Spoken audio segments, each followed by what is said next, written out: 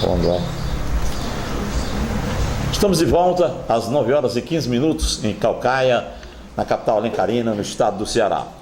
Nós vamos conversar agora com o Dr. José Alci Pinheiro Neto, advogado especialista em direito tributário e também conhecedor das leis. E para a gente dar continuidade a esse trabalho, às entrevistas ao Dr. José Alci, convidar o comunicador Robson Ramalho. Fique à vontade. Bom dia, amigo. Doutor, bom dia. Fiquem à vontade as perguntas ao bom dia, né, a todo o povo aqui da Caucaia, né? Bom dia a todo o estado do Ceará, a todo o nosso ouvinte. E bom dia, doutor Alci Pinheiro Neto, esse grande amigo meu, companheiro, colega, grande amigo que eu tenho admiração, essa pessoa grande. Hoje veio aqui participar do nosso programa. Bom dia, doutor. Bom dia. Queria inicialmente agradecer o convite e a oportunidade de estar aqui para fazer esclarecimentos, agradecer essa oportunidade com o Ribamar, com o Robson Ramalho e me colocar à disposição. Doutor, bom dia mais uma vez, mas eu queria fazer uma pergunta ao senhor aqui, que a pergunta não pode se calar em nenhum momento. O nosso presidente da República, o Bolsonaro, ele assinou a lei 9.685, dia 15 de janeiro de 2019, ele dando o posse da arma, né, e tirando aquela lei que o ex-presidente da República assinou em 2014, não é isso? Então eu queria que eu falasse a importância do posse dessa arma, que foi assinada pelo nosso presidente Bolsonaro, e a diferença do posse e o porte de arma. São as duas diferenças que existem. A palavra é sua. Bom, inicialmente esclarecer que na verdade, só uma questão técnica, não foi uma lei, é um decreto que alterou um decreto anterior, certo?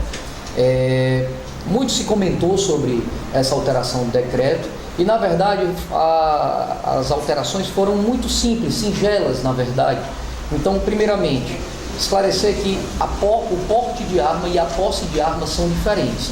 O porte é você portar a arma, você andar com a arma, você ter a possibilidade de sair de casa com a arma. E a posse diz respeito à possibilidade de você possuir, de você ter a propriedade de uma arma, certo? A posse de arma, a função dela, que foi agora flexibilizada, não diz respeito àquele temor que muito se comentou, do bang-bang, da violência. Na verdade, a função da posse de arma é você conceder, você garantir ao cidadão de bem, que preencha vários requisitos que estão ali nesse decreto, a possibilidade de se defender. Então diz mais uma tentativa, na verdade, a possibilidade de você inibir a violência, de você poder se defender, do que você poder sair ou fazer qualquer tipo de coisa. Então a primeira coisa que tem que ficar claro é: o bang-bang não vai haver. O que vai haver é a possibilidade de autodefesa, que já é um direito natural, como todos sabem, né? A legítima defesa. Doutor, outra pergunta que não quero me calar. O senhor, como advogado, como jurídico, o senhor é contra ou é a favor desse decreto? Eu, particularmente falando, sou favorável. Inclusive o decreto, muito foi comentado, porque as pessoas que defendem o armamento, ou seja, aquelas pessoas que são contra o desarmamento, também não ficaram em tudo satisfeitos com o decreto, porque, como eu disse, a diferença foi bem singela. Veja bem, o decreto anterior colocava um quesito subjetivo, ou seja, você teria que preencher todos os requisitos e, além disso, mostrar a efetiva necessidade. Então, quando você fala da efetiva necessidade, quem é que sabe se aquela necessidade é realmente efetiva? Ou seja, se o fato de você morar numa localidade de risco, ou você exercer alguma atividade de risco, você tinha que se justificar. Ou seja, olha, eu moro nesse local que é perigoso, que eu exerço essa função, que existe um perigo, e aí vai para o critério de um delegado federal que dizia: não, eu entendo que não há. E outro poderia dizer: não, eu entendo que há efetiva necessidade. Então, o que foi que o decreto fez? O atual, assinado agora no dia 15 de janeiro, ele retirou a subjetividade, tornou objetivo o critério. Ou seja, o fato de você simplesmente habitar naquele local já lhe concede, existe uma presunção de veracidade das informações. Então, na verdade, a mudança foi singela, diz mais respeito à retirada dos critérios subjetivos, deixando o objetivo, e outras alterações mais simples. Doutor, a gente está vendo aí as pessoas contrárias a essa posse de arma. O feminicídio, ele aumentou depois da lei Maria da Penha. Eles não estão batendo mais, eles estão matando. E o feminicídio aumentou. e muito, aumentou e muito. E eles são contra a posse, porque dentro de casa o marido ele pode ter uma raiva e dar um tiro. Enquanto que a gente vê aí em vídeos, as mulheres elas estão sendo agredidas fisicamente, psicologicamente. Como é que você vê essa questão? As pessoas estarão preparadas para terem uma arma dentro de casa? Não, no momento de raiva, a pessoa, né, Robson? Você perde a cabeça, sabe? Você pode puxar uma arma e atirar. Como é que você vê essa questão? Bom, é excelente a sua pergunta. A primeira coisa que a gente tem que ver é que esse decreto da posse de arma, ele atende primeiramente a um apelo da sociedade que em 2005 votou contra o desarmamento. Em seguida, tem-se a questão constitucional, ou seja, a Constituição garante ao cidadão o direito à defesa, a viver num ambiente livre. E hoje o que nós podemos ver é que muitas dessas pessoas, na verdade, são reféns dentro de casa. Aí você levantou um ponto importante. E aquelas pessoas que no momento de raiva, no momento de chateação, aquelas pessoas que agem muito pela emoção, como é que elas vão lidar com isso? A posse de arma não é para qualquer pessoa, não. Você tem que preencher vários requisitos. Eu posso elencar aqui alguns, por exemplo, você tem que ser maior de 25 anos de idade, ou seja, estima-se que uma pessoa de 25 anos de idade ela já tem uma maturidade razoável. Além disso, equilíbrio, né? Exato. Aí eles são requisitos que se combinam. Além disso, não pode ter antecedentes criminais, ou seja, uma pessoa que já agrediu a esposa, uma pessoa que já tem um costume de ser mais estourado e etc., que já responde a algum tipo de procedimento, já está fora. Além disso, você tem que se submeter a um exame psicotécnico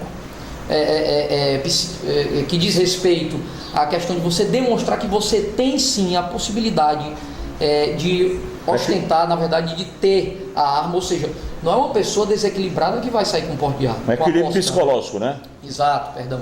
Além disso, daí você tem que preencher outros requisitos, como, por exemplo, a efetiva necessidade. Então, não é simplesmente um cidadão que fala, não, hoje eu quero adquirir uma arma. Não, você tem que preencher uma série de requisitos e depois você tem que demonstrar gradativamente. E aí, você preenchendo os requisitos, você pode adquirir ou não. Quem não tem condições, principal, você tem que se submeter a um exame de tiro e etc. Ou seja, você tem que demonstrar a plena capacidade de portar, desde o critério psicológico, a possibilidade de manuseio e também as condições sociais. Né? Ou seja, você não pode ser uma pessoa que tem uma mancha. Se você tiver uma mancha, você já não tem a possibilidade. Só uma pergunta aqui, uma pessoa mandou para mim aqui, desde ontem que ela mandou, que eu joguei seu nome nas redes sociais, e disse que nos Estados Unidos passou um vídeo que a mãe estava dando de mamar ao filho dela de 4 meses. O que aconteceu? Ela sentiu na casa dela o cara botando a porta para dentro, ela ligou para a polícia lá. Aí a polícia só tem que defender a sua casa, seu patrimônio e seu filho, de qualquer jeito. Eu tenho 2 armas, a polícia foi dizer que você tem que defender a sua filha, primeiramente, e o seu patrimônio, de qualquer maneira. Né? Então ela pegou a arma em casa e matou o ladrão que entrou na casa dela. Deu 4 tiros no ladrão. A polícia chegou, recolheu o ladrão. Como ela é licenciada, não teve nada com ela. Olha, Robson, é importante, é muito bacana também essa sua colocação. Inclusive... Não é eu, é o povo perguntando aqui. Sim, a colocação que foi feita.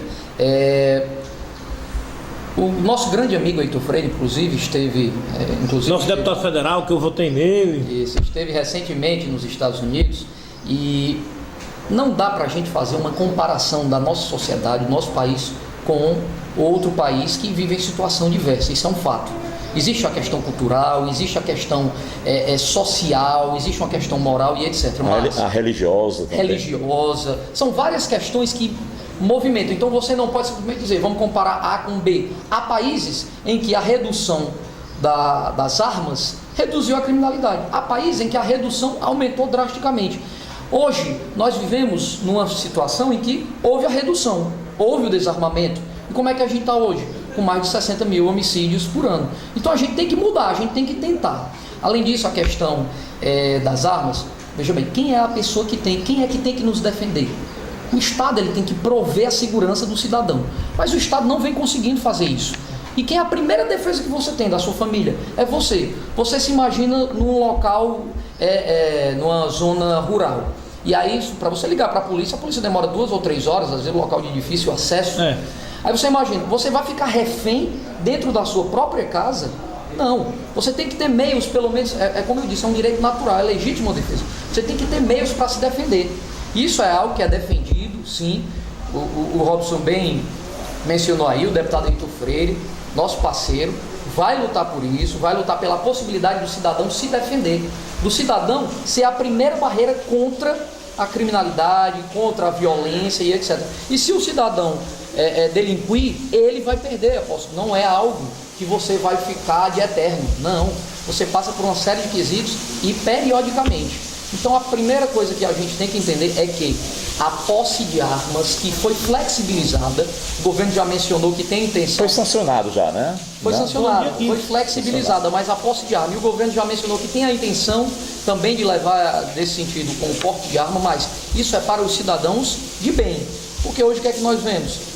Que se você quiser comprar uma arma, se você tiver mal intencionado, você vai conseguir tranquilamente, mas o cidadão de bem, que é aquele bem intencionado, ele não consegue, aí ele é negado esse direito. Nós falamos aqui do governo do estado do Ceará, o doutor Camilo Santana, eu admiro a pessoa do Camilo Santana, não guardo segredo isso, e ele convocou os policiais... Pode chamar de Camilo, desculpe aí a interrupção, vou chamar de Camilo Júnior.